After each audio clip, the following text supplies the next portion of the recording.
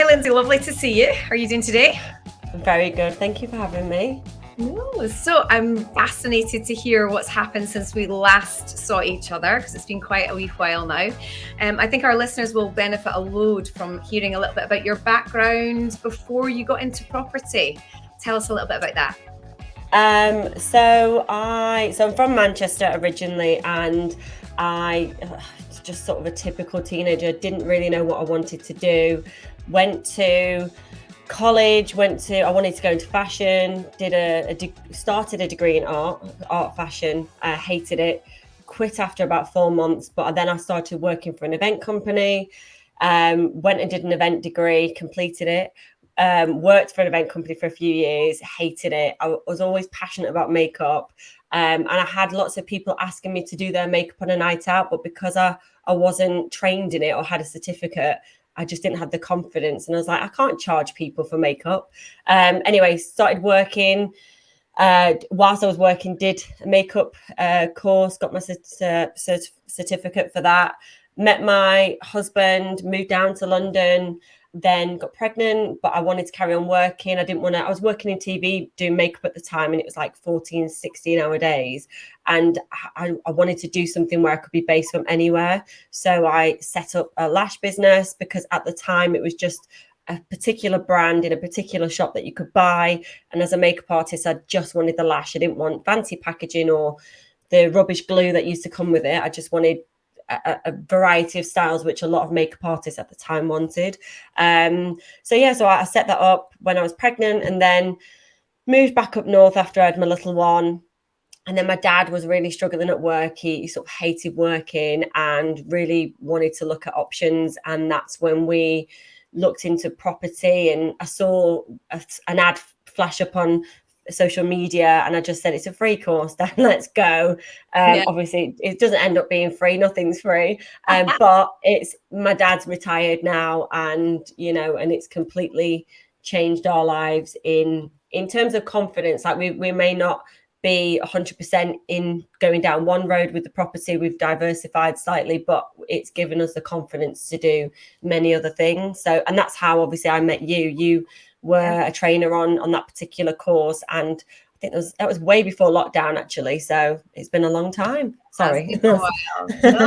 But I think our listeners will probably have a preconceived ideas of working in TV, the glamour, the glitz, the makeup, the celebs, and then suddenly to go to smelly houses. That's quite a jump. What was it about property that was so attractive to you from the kind of glamour side that everyone perceives? Well, first of all, it's not glamorous at all. It's the least glamorous thing. And the long hours, you're on your feet. I loved it because every day was different. And I think that's what I really like and enjoy. What for me, working like in the events, doing the degree, and then I thought, oh, I'm going to be out on site, mingling, doing all these glamorous events. Actually, majority of the time, you're stuck in an office behind a desk. And I hate the desk work. I just wanted that flexibility. I just wanted to build something. I wanted to help my dad try and retire and give him an income. He'd worked all his life, and he's from that generation where you don't have you pay your mortgage off, be mortgage free. That is the aim in life, to have no mortgage.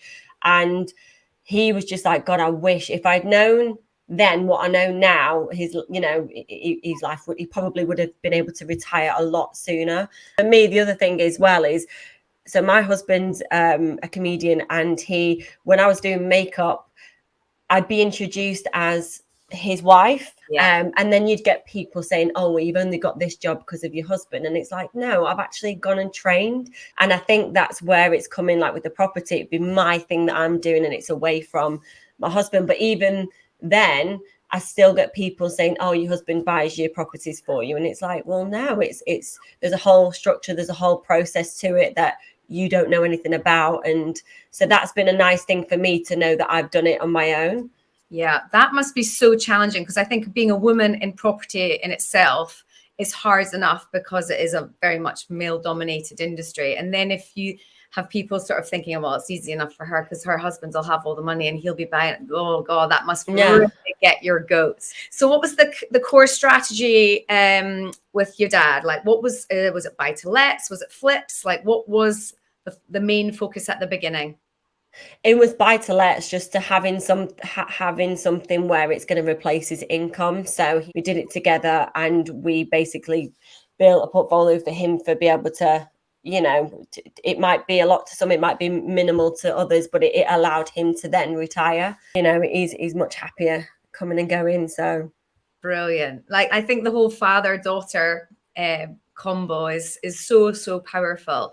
So the property business started, it launched, it's got your dad sorted, it's opened up avenues for you, but you are just way more than just property. You have expanded into so many other diverse directions. Your social media, because I looked at your Instagram, and I'm sure a lot of our listeners will look at your Instagram, and I said to you before we started recording, like, what an incredible profile. Like, you've really diversified. You're not just a property investor. You've got so many other things going on. How did this come to be? And so you're saying that after lockdown, get rid of the last business. And then you really did get the confidence to put yourself out there, whereas before you were scared. I want you to tell a little bit, or share a little bit about before the old you, why you wouldn't have had a social media profile like you have now, why maybe you wouldn't have told people that you were maybe investing in property.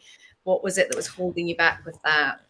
So I think, like, it's a generational thing. I've spoken to mum about this, and I was like, God, so my nana, my mum's mum, would be always like, you know, we can't do that. It's, you know, it's not ladylike, or we've got to, you know, you've got to be careful what people think. And I think for me, and I, as I mentioned to you before we recorded, like the whole property thing, like, it really pushes you out your comfort zone. So some people love courses like that. Some people hate them. Some people spend all this money and then do nothing with it. Yeah. You know, like I said, in terms of property, that course has given me confidence more than anything, because it's really pushed me outside of my comfort zone. And when I did the course and I put something online, I accepted all the friends that I met on the course on like Facebook, and then I went to put a post out, and I hid the post from everyone that I knew, because I was worried, oh my God, they're going to think a certain thing of me. And now looking back, I'm laughing. I'm like, I can't believe I hid everyone seeing that, because I was worried. And then I needed to raise money, which is a lot of block for some people in property. They think, oh, you can't fund it. But actually, and you know, you've said it, a lot of the other trainers said it, money is the easy part. And it was like, yeah, but actually it really is. But you have to put the work in. You have to get yourself out there. You have to be putting yourself out there, telling people what you do. That is the main thing. It's like, if you want people to buy into you, to buy into what you're doing, you have to put yourself out there. And if you're not doing it, like, I know some people hate social media, and it's like, but if you want your business to thrive and grow, or whatever you're doing, your followers, your engagement, if you want any of that to grow, you're going to have to put the work in. You're going to have to upload, even if you don't want to, even if they think you're being annoying, do it, because it doesn't matter. You know, you just, that's the way you're going to build. And no matter where you are, like even with me and the connections via my husband, it's still hard, but I'm still networking, putting myself out there. Yeah, no, so you took yourself from someone who would hide away what you were doing for the fear of judgment, and you've gone full circle, putting yourself out there. You've got the property business. And I have to say, I think one of the first ever social media posts I saw you post was when you started selling your lashes. Because you had stock to get rid of. And then you sold out of them really quick, and you thought you learned the power behind the power behind social media. And then I saw you posting more about property, and then I saw you posting, I was hypnotized by you putting your makeup on, like what and then I saw you on another podcast, and now, you know, I see that you're launching a new product. Tell us a little bit about that product. So just to go back as well to, like, with so the reason I put the first video up of myself doing something is because I was selling the lash business. I had surplus stock that I needed to get rid of. And I was like, we're just coming out of lockdown. How am I going to sell this? I don't want to spend money on advertising. Like, how do I get rid of all this stock? And I did this video in the hotel, and I sold out after I put it online. And a part of me was really annoyed, because I was like, oh, if I only had done this sooner, I would have sold a lot more. You know, don't know where the business would have ended up. But also, I didn't die. Like, no one was horrible to me. I was alive after I posted it. And I thought, why am I been worried all this time about what people think of me?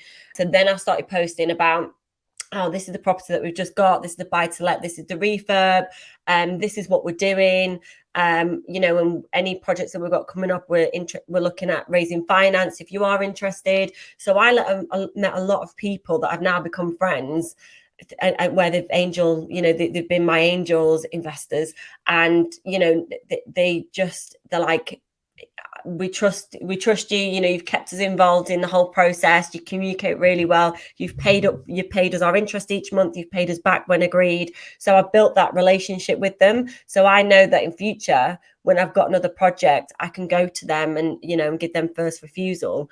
But from there, it's just given me the confidence to then just put myself out there more. And it's only been I read a book called Black Box Thinking, which is an amazing book, which is, you're not always right, and to take criticism, and you know, it's just a fantastic book. So I definitely recommend people reading that, because that really changed my thought process when dealing with conflict and things like that. And then there was the other book that changed my life was The 5 Regrets of the Dying.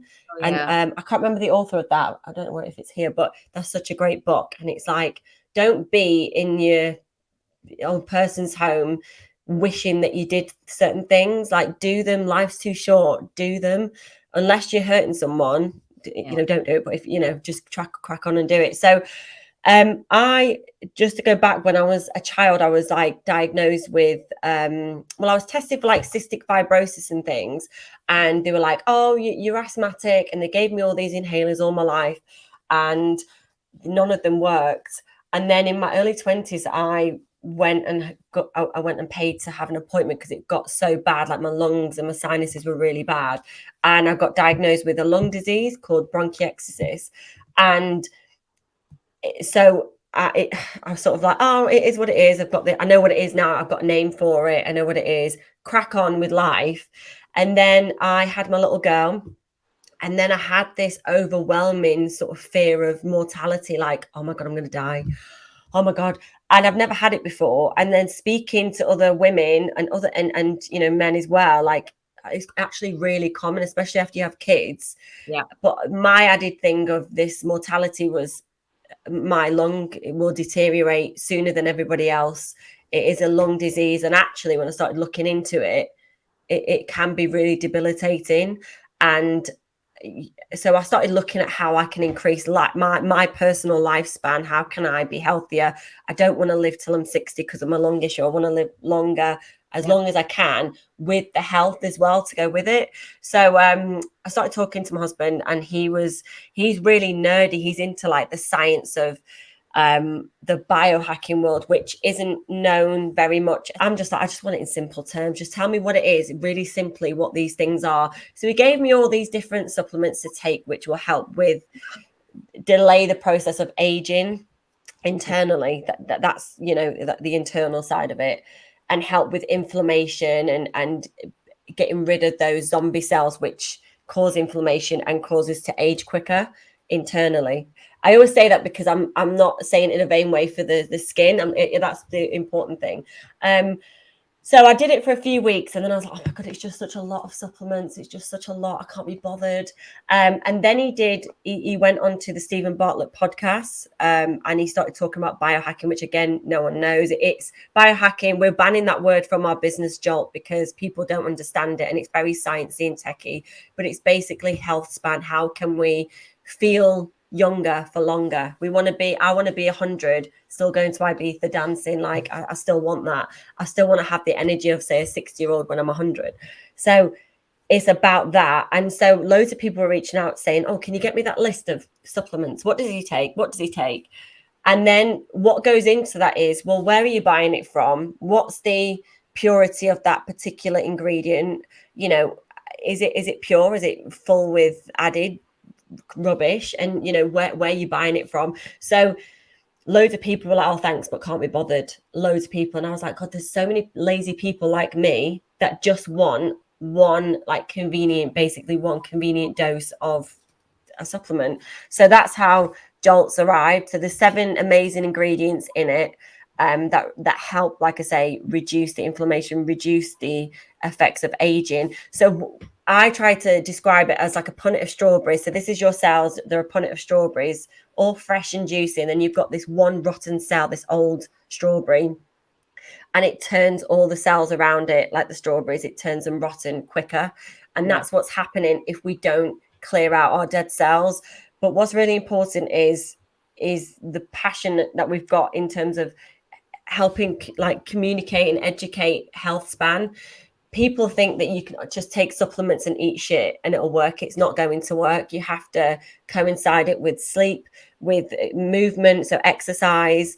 If you're fueling your body with shit, you're gonna feel shit. And then supplements help bring all that together as well. So, and it helps clear out. And Jolt will be coming onto the market. Well, by the time this airs, it will probably be live. Yes, and so it'll be, you could go to the website www.joltmyworld.com. So, and then we should be live by the time this goes out, which is really exciting. So it's what's really cool about this story is that actually property was a vehicle to help your dad retire. Property was a vehicle to help you gain confidence, to follow a passion that was a necessity for life. And what's the plans property wise over the next, let's say, 3 to 5 years? What's your plan strategy wise in property? For us, I think it's buy to let still. So we're looking at just building a portfolio for a pension pot, basically, because we're self-employed, anything can happen. Yeah. So it's about building that pot for when we're older, and again, just to diversify in the event of anything happening, we've got something there. And just buy to lets, basically. I don't want to do flips at the moment. We've just done a renovation on our own personal house, and that has been a massive, very expensive life lesson. This particular project has taught me is massively about the power team, you know, who you've got on board. We've had everything go wrong that could possibly have gone wrong. Yeah. I think it would have been probably cheaper if we had knocked the house down and completely rebuilt it. So I would never make that mistake again. All I would say is, if you are looking to take an older house and you think, oh, it'd be really nice and romantic, we'll renovate it to do it exactly how we want it. Don't do that. Just double check, ask some experts. Will it be more cost effective for us to knock the house down and completely rebuild? Because when it's an old property, you've got so many other complications alongside it. So your house is as it should be now. It's not leaking everywhere. You're happy now? No, it's not. Yeah, it's not finished, but we're getting there. You're getting there. You're launching this Jolt product in the next week, which will be super, super exciting. Your social media looks fantastic. You've got your Man Baggage podcast that you work on. And so you've got lots going on, and just building your rebuy to let portfolio. Yeah. It's not bad. Yeah. It's going there. Nice. Very busy, but it's fun. I enjoy it. So if you've got maybe say 2 pieces of advice for someone who's thinking about getting into property and maybe they have some hesitations or worries or concerns, what would be your advice to them? You need to be particularly in property, and I think whatever you're doing, get education behind you. Like, you don't know it all, and I think it's the network around it as well. Like, obviously I met you years ago, and just building those relationships with people will help you if you ever need the help, and vice versa. You might be able to help somebody else out in the world, job what you're in. That's really important, is building the network. Just cut out the noise and keep focused, keep in your own little tunnel vision, and don't let outside noise affect you. But definitely get educated and be firm, and don't take any shit. No distractions. Well, it's been brilliant catching up with you, Lindsey. Thank you. Great. Massive good luck for you. Not that you'll need it for the launch of Jolt. I'm looking forward to seeing what that does. I've already subscribed for your email. Brilliant. Thank you. They can reach out to you on Instagram. Is that the best way? Yes, Lindsey, Lindsey, Kane, and with a 0 at the end. I'm on TikTok now as well. I'm trying to build that as well. So follow me on there. Thanks. All right. Thank you. See you. Bye.